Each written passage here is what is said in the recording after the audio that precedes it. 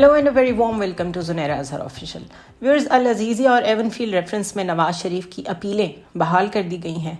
आज Islamabad high court ने साबिक वज़ीर आज़म और मुस्लिम लीग नून के कायद नवाज शरीफ की सज़ा के ख़िलाफ़ अपीलों का जो केस था वो सुना और साथ साथ उनकी हिफाजती ज़मानत की दरख्वास्त पर भी समाअत की.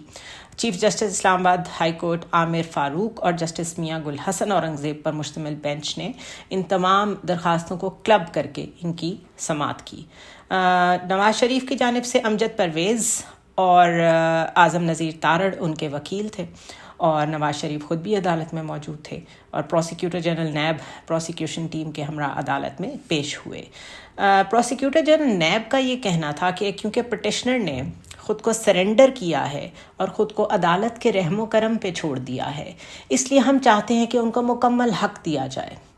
हक़ किस चीज़ का कि अगर वो समझते हैं उनके पास कोई ऐसी दलील है, ऐसी कोई विटनेस है जो उनकी इनोसेंस को प्रूव करती है, तो हम चाहते हैं ट्रांसपेरेंसी का तकाजा ये है कि उनको मुकम्मल इसका मौका दिया जाए.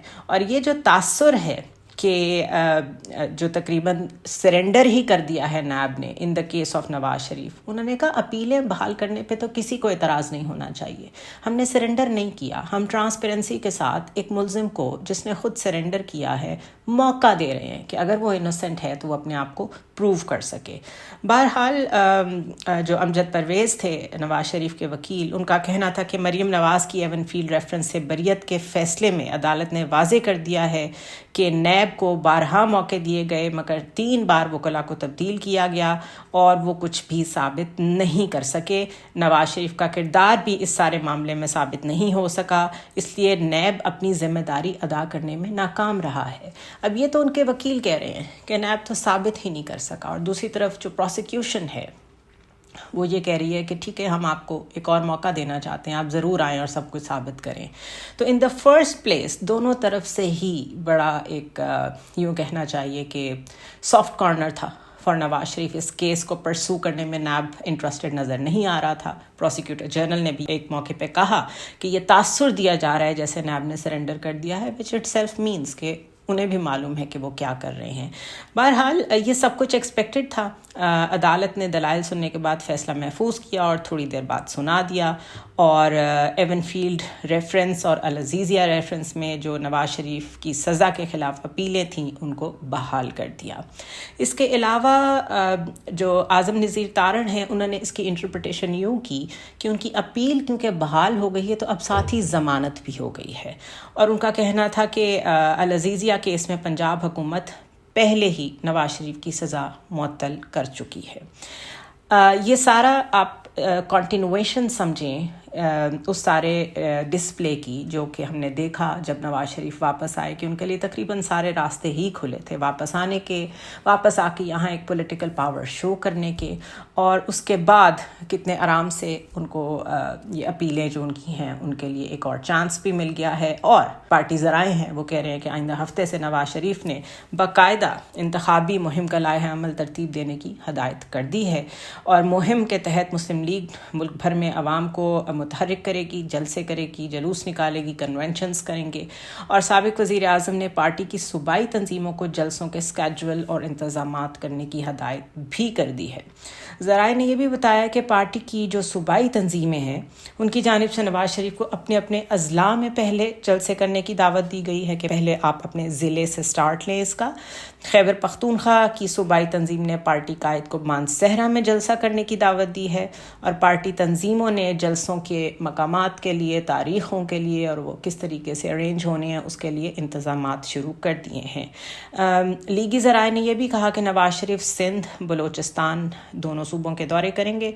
पार्टी क़यादत की तरफ से तमाम ओहदेदारान, रहनुमाओं और टिकट होल्डर्स को अपने अपने हलकों में फ़ाल रहने की हदायत की गई है. सदर मुस्लिम लीग नून शहबाज शरीफ जो हैं, इसके अलावा चीफ ऑर्गेनाइज़र मरियम नवाज़ और नायब सदर हमज़ा शहबाज अलग अलग इलाकों में जलसे करेंगे, यानी कि उनको टास्किंग कर दी गई है. इस सब से एक चीज़ तो बिल्कुल आया हो गई है रोज़े हशर की तरह कि मुस्लिम लीग नून ने अब जब कॉल दे दी है इंतखाबी जलसों की, اور اپنی ایک پوری لانچ کر دی ہے کیمپین. تو فار شیور ون وے اور دی ادر، بائی ہک اور بائی کروک، شاید الیکشنز ہوں گے.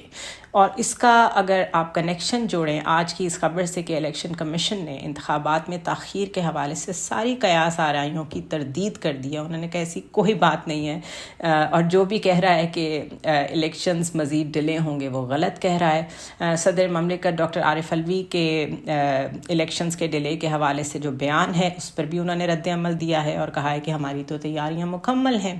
حلقہ بندیوں کی حتمی اشاعت کے فوراً بعد انتخابات کے اسکیڈول کا اعلان بھی کر دیا جائے گا. صدر مملکت کے انٹرویو میں یہ تاثر دیا گیا ہے کہ شاید الیکشن ملتوی ہو جائیں، مگر 30 نومبر 2023 کو الیکشن کمیشن حلقہ بندیوں کی حتمی فہرست شائع کر دے گا. الیکشن انعقاد کے لیے ایکشن پلان کے مطابق ہماری تمام تیاریاں مکمل ہیں.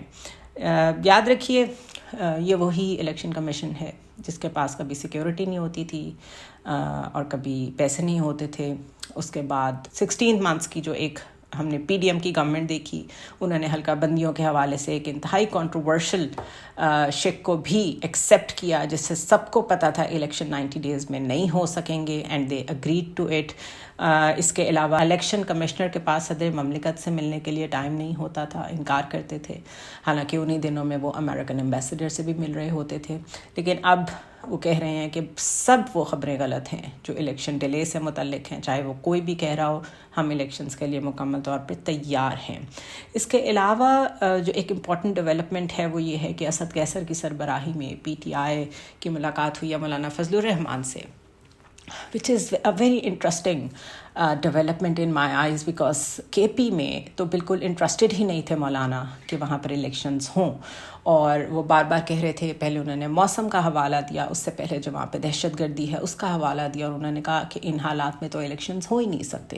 لیکن اب ایک دم سے یہ جو برف پگھل رہی ہے، پی ٹی آئی کے وفد کی ملاقات مولانا فضل الرحمان کے ساتھ، نواز شریف کی اپیلیں بحال ہونا اور ان کا اشارہ دینا اپنی پارٹی کو کہ آپ مکمل تیاری کریں جلسوں کی، جلوسوں کی، کارنر میٹنگز کی، کنونشنز کی، اس سب سے لگتا ہے کہ شاید کوئی ریکنسیلیشن کا فیز سٹارٹ ہو رہا ہو.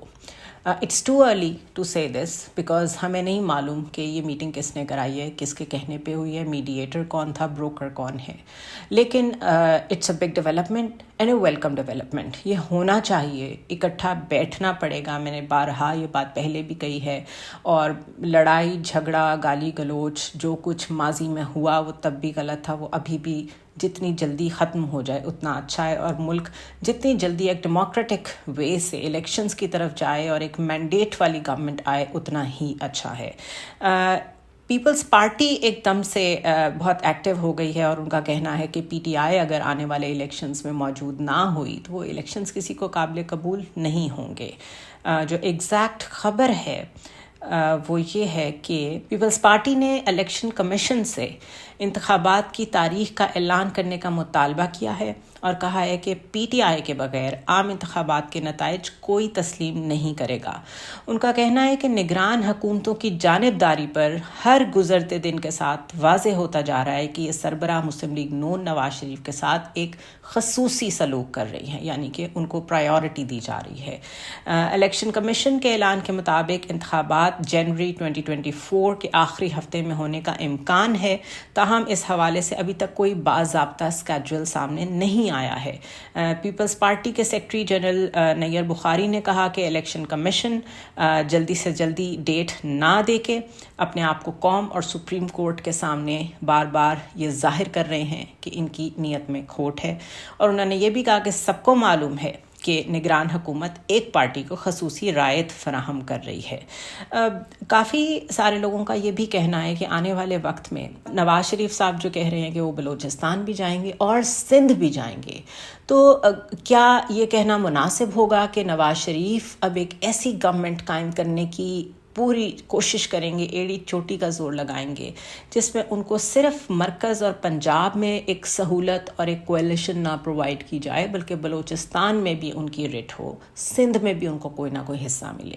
پیپلز پارٹی تھریٹنڈ فیل کر رہی ہے کلیئرلی, کیونکہ ان کا یہ کہنا کہ اگر پی ٹی آئی نہ ہوئی تو ایسے انتخابات کو کوئی تسلیم نہیں کرے گا, یہ نگیٹ کرتا ہے ان کے پریویس بیہیویئر کو. ان کے ہوتے ہوئے سارے کریک ڈاؤنس ہو رہے تھے پی ٹی آئی کے اوپر, ان کے ہوتے ہوئے بارہا پی ٹی آئی کو دہشت گرد جماعت کہا گیا, ان کو بین کرنے کی باتیں ہوتی رہیں, اور اس سب میں وہ بالکل on one page Noon League کی گورنمنٹ کو, شہباز شریف کی گورنمنٹ کو سپورٹ کرتے رہے ہیں.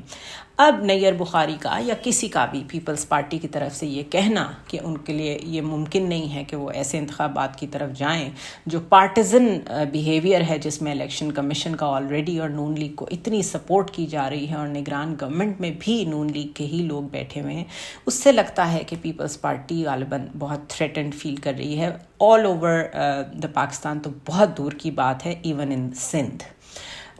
یہ ان کے لیے بہت ٹف ٹائم ہوگا, اور ان کے لیے جسٹیفائی کرنا بھی یہ بہت مشکل ہوگا کہ اب یہ بات پی ٹی آئی کے حق میں ان کو اس ٹائم پہ کیوں یاد آ رہی ہے جب وہ خود کارنر ہوئے ہوئے ہیں. دوسری جانب تحریک انصاف کی رہنما ڈاکٹر یاسمین راشد نے نون لیگ کے قائد نواز شریف کو الیکشن لڑنے کا چیلنج دے دیا ہے. لاہور میں اے ٹی سی میں عدالت میں پیشی کے موقع پر انہوں نے میڈیا سے گفتگو کی, اور انہوں نے نواز شریف کو چیلنج کرتے ہوئے کہا کہ اگر بہادر ہو تو میرے خلاف الیکشن لڑ کے دکھاؤ.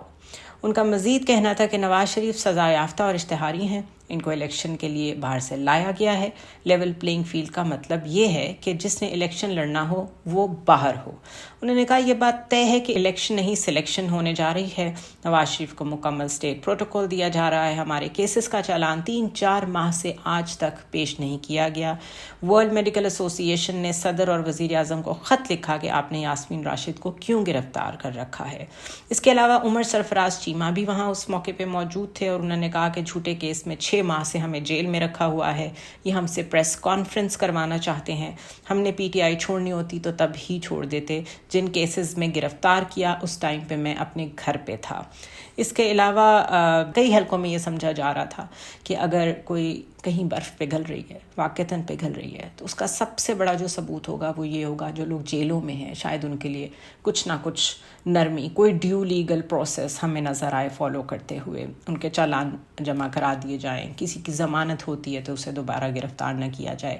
لیکن ایسا ہوتا نظر آ نہیں رہا, کیونکہ سابق وزیر اعلیٰ پنجاب پرویز الہی جو ہیں, جو کہ غیر قانونی بھرتی کیس میں جسمانی ریمانڈ کے لیے عدالت میں آج پیش کیے گئے, ان کو ابھی تک چھوڑنے کا کوئی عدالت کا موڈ لگ نہیں رہا. وہ عدالت پیشی پر ان کا کہنا تھا کہ شریفوں نے ہمیشہ ججز کے خلاف سخت باتیں کی, لیکن نواز شریف لاڈلے ہیں اور ان کے لیے ریلیف ہے اور باقیوں کے لیے سختی. انہوں نے یہ بھی کہا ہم نے ہمیشہ اداروں اور عدالتوں کا احترام کیا ہے, جبکہ شریفوں نے ہمیشہ بلیک میل کر کے سسٹم کو اپنے لیے استعمال کیا ہے. میرے خیال ہے تحریک انصاف کی شکل کیا بنے گی اس وقت سب سے بڑا کویسچن یہ ہے, with the top leadership in jails اور with a lot of people in IPP. کون لوگ بچیں گے؟ کچھ لوگ کہہ رہے تھے کہ اس دفعہ وکیلوں کے ذریعے سے ہی پی ٹی آئی الیکشنز میں نظر آئے گی, لیکن وہ بھی میرا خیال ہے اگر ہو جائے تو بڑی بات ہے, بیکاز جو وکلاء ہیں وہ بھی بہت ڈیوائیڈڈ ہیں. اگر وکیل بہت پاورفلی اپنے آپ کو پریزنٹ کر سکتے ہیں عدالتوں میں, اس کا یہ مطلب ہرگز نہیں ہے کہ وہ الیکشن بھی لڑ سکتے ہیں. دوسرا پرابلم یہ ہوگا کہ اگر وہ الیکشن لڑ بھی لیتے ہیں اور اس کے بعد وہ آ بھی جاتے ہیں اسمبلیز میں, تو وہ کس قسم کی اپوزیشن پرووائڈ کریں گے, جو کہ ایک سیزنڈ پولیٹیشین نے اپنے حلقے میں کام کیا ہوتا ہے, وہ لوگوں سے کنیکٹڈ ہوتا ہے. اگر یہ عنصر مائنس ہوگا تو وہ لوگ اگر جیت بھی جائیں گے تو وہ کس طریقے سے اپنے لوگوں کو ڈیلیور کر پائیں گے, کس طریقے سے آنے والی گورنمنٹ میں اپنی سے رکھ سکیں گے. اگر اپوزیشن میں بیٹھیں گے تو کیا رول پلے کریں گے, ان کے لیے تو وہ فرسٹ ایکسپیرینس ہوگا, first time ever to be in an assembly, اور وہ بھی وداؤٹ اے لیڈرشپ. کوئی لیڈرشپ تو ان کے لیے اس وقت موجود ہوگی نہیں انہیں گائیڈ کرنے کے لیے. سو یہ لاٹس آف ایفس اینڈ بٹس. اور اس کے علاوہ صدر عارف علوی کی باتیں سنیں تو وہ بڑے ہیلپ لیس سے ساؤنڈ کرتے ہیں, اینڈ رائٹلی سو. پاکستان میں ویسے ہی بڑا سیریمونیل سا رول ہے ایک صدر کا, اور جو عارف الوی کو فیس کرنا پڑا ہے after the vote of no confidence, اس پہ بہت سارے لوگ کہتے ہیں کہ وہ عمران خان کی امیدوں پہ پورے نہیں اترے. مسئلہ یہ ہے کہ اگر وہ اترنا چاہتے بھی تو وہ اتر سکتے ہی نہیں تھے، کیونکہ ہم سب نے دیکھا کہ یہاں تو سپریم کورٹ کی کوئی ریٹ نہیں تھی، یہاں تو چیف جسٹس کی کوئی ریٹ نہیں تھی. تو صدر تو چیف جسٹس کے برابر، اگر آپ تھوڑا سا اس کا انالیسس کریں کہ کیا آئین میں کہیں کوئی کنٹینیوٹی یا کوئی کمپیریزن اگر کرنے سے یہ پتہ چل سکے کہ صدر کتنا طاقتور ہے، تو آپ کو پتہ چلے گا کہ صدر کے ہاتھ میں کچھ بھی نہیں ہے.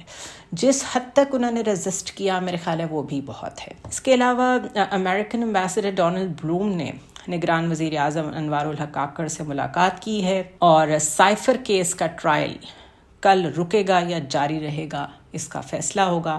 اسلام آباد ہائی کورٹ کے چیف جسٹس عامر فاروق نے سٹے کی عمران خان کی درخواست پر جو فیصلہ ہے وہ محفوظ کر لیا ہے. یہ محفوظ فیصلے کب تک چلیں گے اور ان کا آؤٹ کم کیا ہوگا، نو بڈی نوز. لیکن ایک بات طے ہے کہ شاید ہم الیکشنز کی طرف جا رہے ہیں. جہاں یہ نون لیگ کے لیے اچھی خبر ہے، وہاں دوسری پارٹیاں کافی مایوس نظر آتی ہیں، کیونکہ اس وقت کوئی بی ٹیم بھی موجود نہیں ہے کنٹیسٹ کرنے کے لیے نون لیگ کو. پیپلز پارٹی بھی موجود نہیں نظر آ رہی ہمیں میدان میں.